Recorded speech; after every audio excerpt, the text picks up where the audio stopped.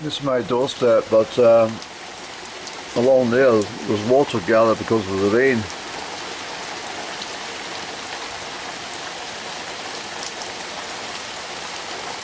Must be about 2 inches, 3 inches deep. Coming up that drain over there.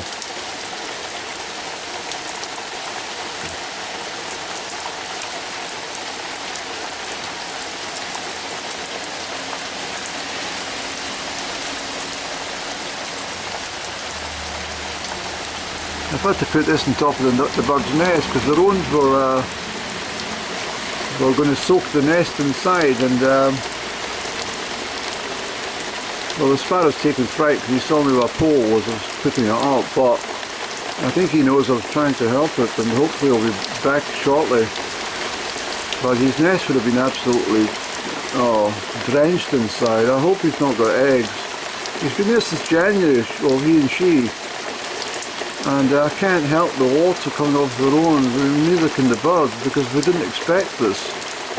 So hopefully it's dry enough in the interior, the interior of the nest has remained relatively dry, but I doubt it because it was absolutely pouring onto the nest, the nest box.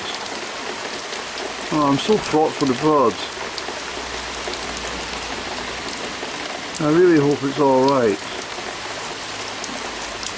Where is the bird anyway? Look at the water, Annie.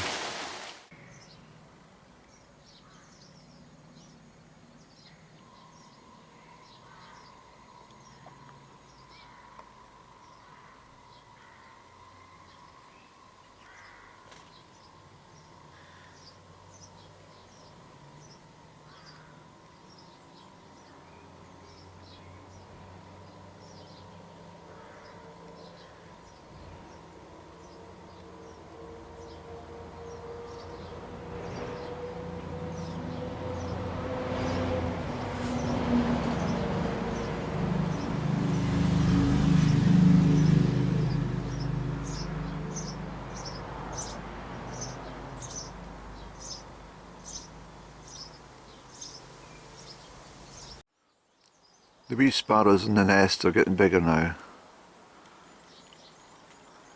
and the mum and dad have been in that box since January. It's been quite incredulous, the journey, but and truly we've been through everything together, particularly during the terrible thunderstorms that we had, and the rain was so intense that the water was coming off the guttering and flowing straight onto the top, and I got a couple of plastic bags and put them over the top, and the birds were wondering what the hell are you doing, Annie?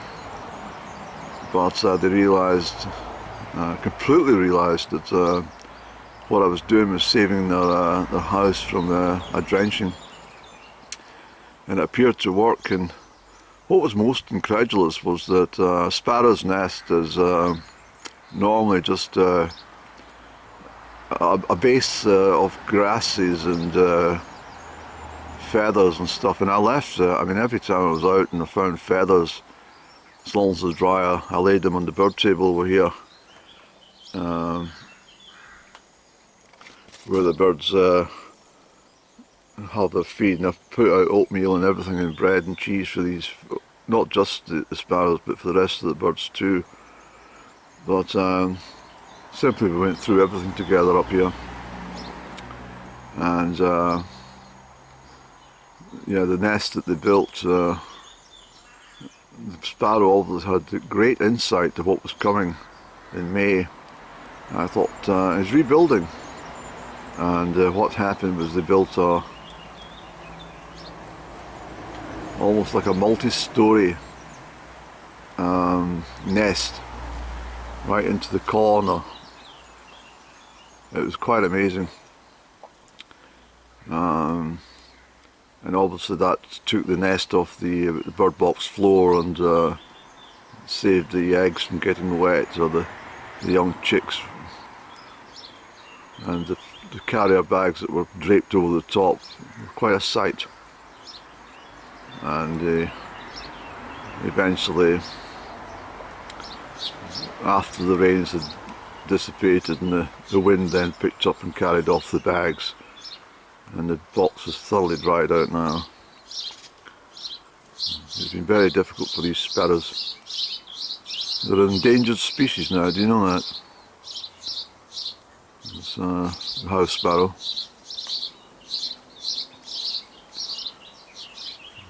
So I've just been waiting for them coming back.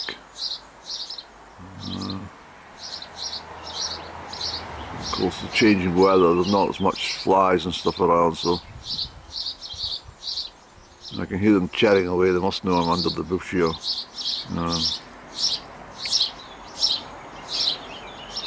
There's little.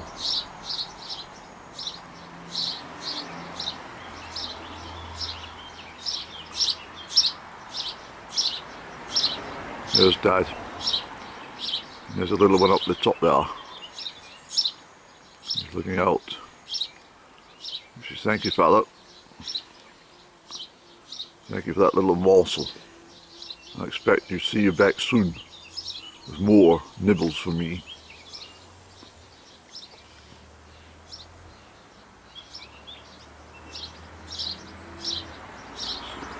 So that's the male sparrow there.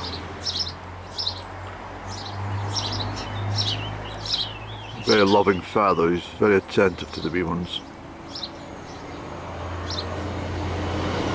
He helps build the nest and he gathers feathers, so Mum does the building. Well, they both contribute to the house. I want to be around, I'm so worried. There's a black and white cat that sits often, it knows that there's birds in the box, so I've got to chase the black and white cat. And then of course this morning seen that mystery cat appear, and I thought to myself, what the hell's going on? But, so we've been through everything together.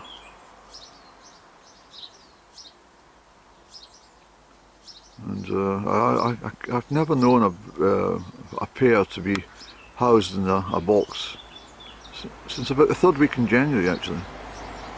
They've been sleeping in there. So the bees didn't come round this year. They're just not around at all on the property.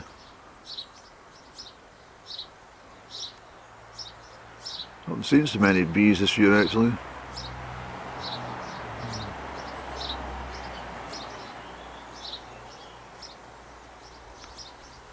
It's getting cold again, Annie. The wind's very chilly. There's Mum. That's the mother. There's the wee one. Say, come on, mummy, I'm hungry. But,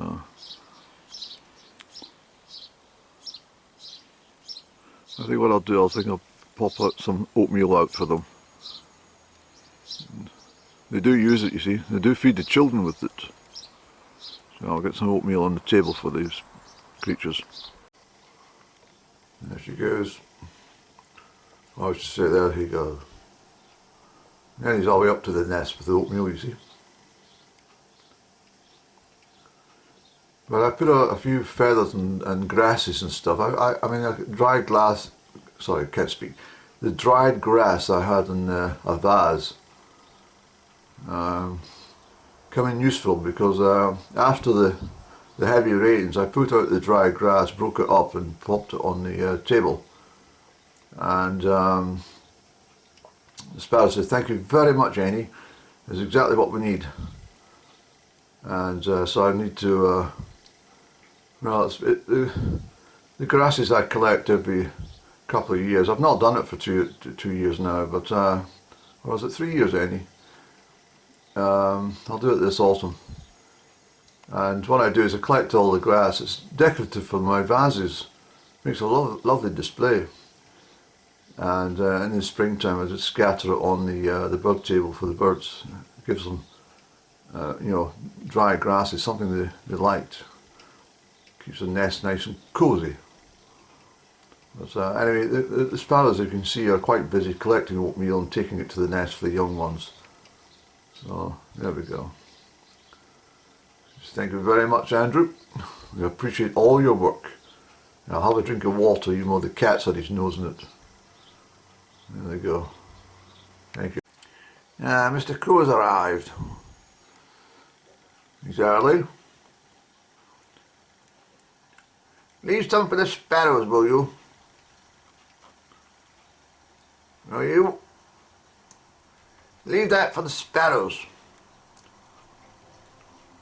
You're normally not down till lunchtime, you. That's for the sparrows, the nesting birds. Come on, Mr. Crow. You know it's not your turn at this time of the morning.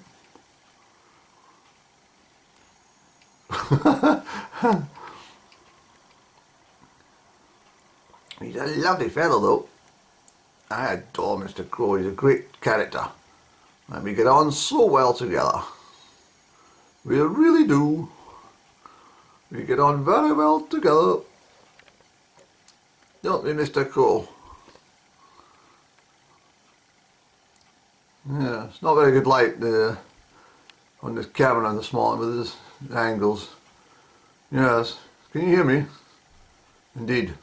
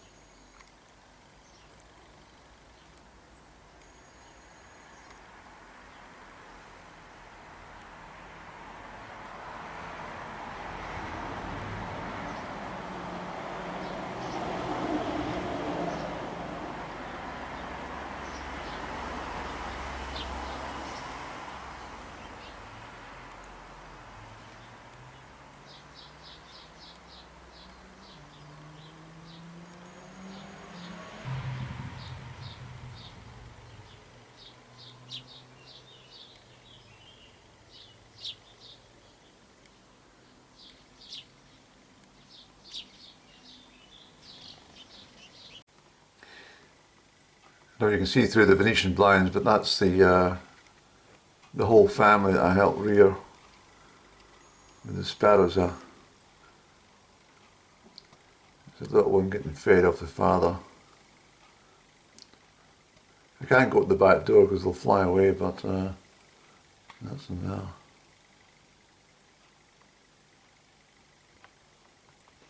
That's the father on the right hand side.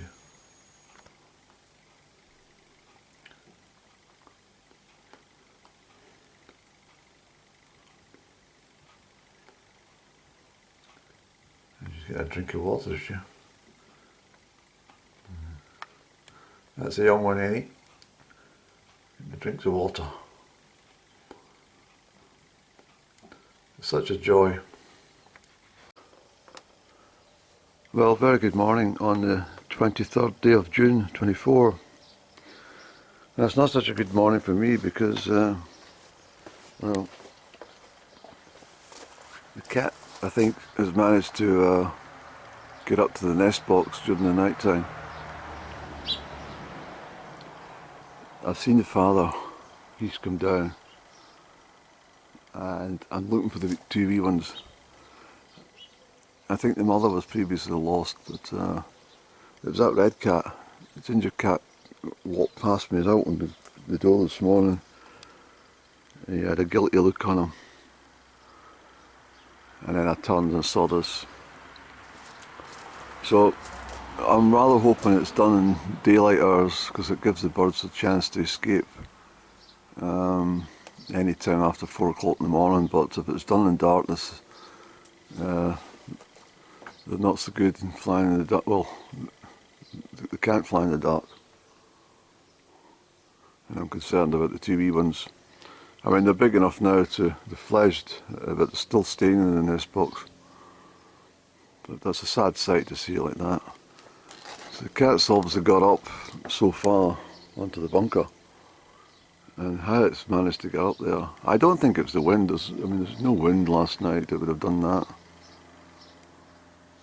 So I'm not sure. I think the cat's pounced up and can't stay there, but it's managed to knock it to the side and in an effort to try and get the wee ones. But there's no feathers about, so that's a good sign.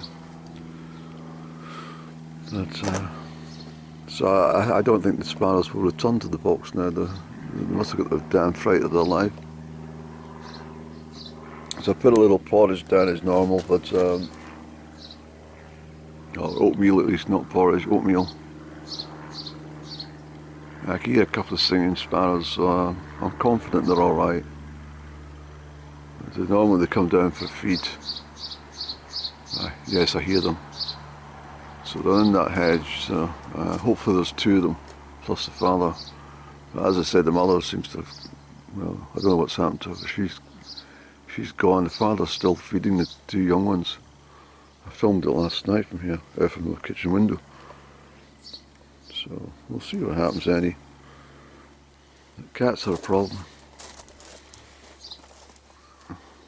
So that ginger cat must be staying local. I think it's up in the woods somewhere. Somebody's feeding it though.